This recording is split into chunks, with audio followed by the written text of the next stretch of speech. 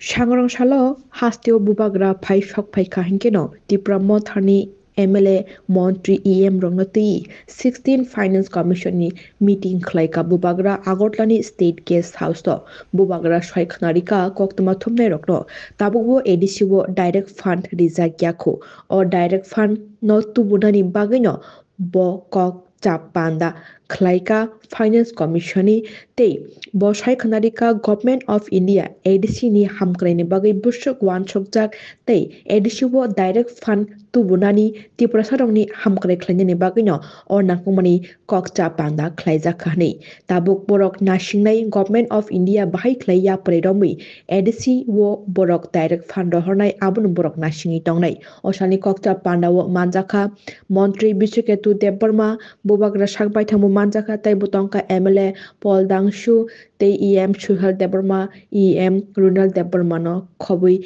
EM Komol Kolo EM Rabindra Debbarma EM Ananto Debbarma songrok